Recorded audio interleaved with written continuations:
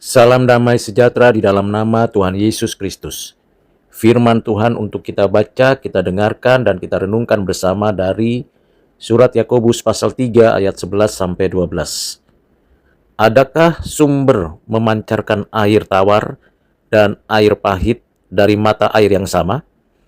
Saudara-saudaraku, adakah pohon ara dapat menghasilkan buah zaitun, dan adakah pohon anggur dapat menghasilkan buah ara? Demikian juga mata air asin tidak dapat mengeluarkan air tawar. Berbahagialah kita yang mengerti dan menaati firman Tuhan di dalam kehidupan setiap hari. Saudara yang kekasih di dalam Kristus, Yakobus melanjutkan dampak yang berlawanan dari penyebab yang sama, yang begitu dahsyat, yang tidak ditemukan di dalam alam, dan karena itu tidak mungkin bersesuaian dengan anugerah. Pernyataan dari Yakobus sebagai pertanyaan retorika sekaligus ketidakmungkinan terjadi, tetapi anomali terjadi pada diri manusia dengan pertanyaan, adakah sumber memancarkan air tawar dan air pahit dari mata air yang sama? Pada bagian ini juga Yakobus memberikan contoh lain bahwa pohon ara tidak mungkin menghasilkan buah zaitun dan pokok anggur tidak mungkin menghasilkan buah ara. Ada banyak kenyataan anomali pada diri manusia yang beragama, yang pada dirinya mengetahui tentang kebenaran, keadilan, dan kesucian, tetapi pada tindakannya bertolak belakang, bertentangan dengan ajaran kebenaran, keadilan, dan kesucian. Ini merupakan sesuatu bukti nyata kejahatan manusia yang dapat dengan sengaja ditutupi dengan keagamaan, bertopengkan jubah agama, ritual keagamaan, dan berbagai slogan atau klaim keagamaan. Tetapi hidup dan kehidupan orang-orang yang munafik itu sungguh bertentangan dengan kebenaran, keadilan, dan kesucian. Ada banyak orang berdosa yang belum bertobat, yang memanfaatkan jubah keagamaan dan melakukan hal yang jahat, sehingga nampak terlihat jelas pada akhirnya perbuatan jahat itu tidak dapat dicegah lagi dalam dirinya, dan banyak orang menunjukkan kejahatan itu. Yakobus memberikan kepada kita peringatan kalau ada di antara orang Kristen seperti itu, segeralah bertobat. Dan ini merupakan peringatan supaya orang Kristen menyadari dan mengakui dengan tulus jujur berkaitan dengan apa yang ada di dalam hatinya. Jika memang ada mata air kehidupan yang dimanifestasikan di dalam diri orang percaya oleh Roh Kudus, maka tidak mungkin yang terpancar adalah air yang pahit.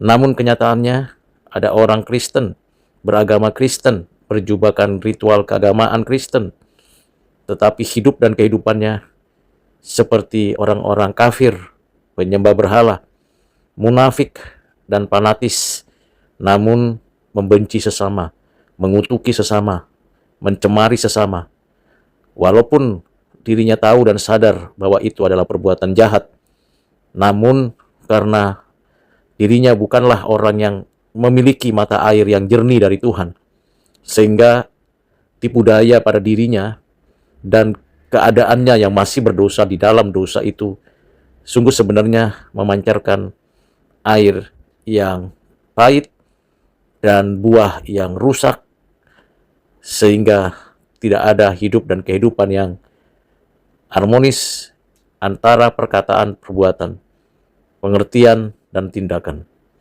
Saudara yang kekasih dalam Kristus, pertanyaan dari Yakobus ini bukan pertanyaan yang sederhana untuk dijawab hanya dengan kata tidak, tetapi pertanyaan ini merupakan koreksi, evaluasi terhadap orang Kristen yang sangat menjunjung tinggi ritual, yang sangat memberikan diri untuk berbeda dengan dunia, tetapi ada kemunafikan. Ketika beribadah, memuji Tuhan, bergereja, 2 jam itu di tempat ibadah seperti berada di dalam surga dan seperti seorang malaikat. Tetapi setelah 2 jam selangkah keluar dari gedung gereja, setelah bubaran dari ibadah gereja, terlihat jelas tidak ada bedanya hidup dan kehidupan, perkataan dan tindakan dengan orang-orang dunia. Mirip, sama, bahkan lebih buruk dari orang-orang yang belum percaya. Itu sebabnya Yakobus memberikan peringatan. Kalau mau lihat orang Kristen berbuah. Buahnya itu tentu harus sinkron, harus koresponden, haruslah koheren. Apa yang dipikirkan dengan apa yang diyakini, dengan apa yang dikatakan dilakukan kepada orang lain. Apa yang menjadi realitas hidupnya di rumah, dalam perjalanan, di kantor, dimanapun saja sudah seharusnya sama, yaitu memancarkan kebenaran, keadilan, dan kesucian terhadap sesama, siapapun tanpa diskriminasi. Namun kenyataannya yang muncul ke permukaan air pahit, yang muncul dan hadir dinikmati oleh orang lain ialah buah yang tidak sesuai dengan buah yang dinyatakan oleh Roh Kudus. Karena itu saudara yang kekasih dalam Kristus, hal-hal yang menyedihkan dan mengerikan itu sesungguhnya disebabkan karena perspektifnya bukan dalam perspektif Kristen. Hidupnya hidup duniawi, keinginan mata, daging, dan keinginan yang lain dari dunia ini begitu menguasai. Jadi menggunakan topeng-topeng tipu daya dan menajiskan. Menggunakan jubah-jubah keagamaan, jabatan, dan segala bentuk kemungkinan untuk memiliki perhatian di gereja atau di luar gereja. Kenyataan mereka tetap adalah orang-orang yang belum dilahirbarukan. Beragama Kristen, belum dilahirbarukan oleh Roh Kudus. Ada 2 kemungkinan. Kemungkinan pertama, orang-orang seperti itu adalah bukan orang pilihan. Kemungkinan kedua, orang-orang seperti itu senantiasa mendukakan Roh Kudus, sehingga buah yang seharusnya dihidupi dalam hidupnya, seperti yang tertulis dalam Galatia 5:22-23, yang menunjukkan buah Roh Kudus, kasih, sukacita, damai sejahtera, kebaikan, kemurahan, pengendalian diri, dan berbagai buah yang dinyatakan Roh Kudus. Tetapi itu tidak bisa dimiliki karena orang-orang yang seperti itu biasanya munafik, fanatik, dan sangat membanggakan diri.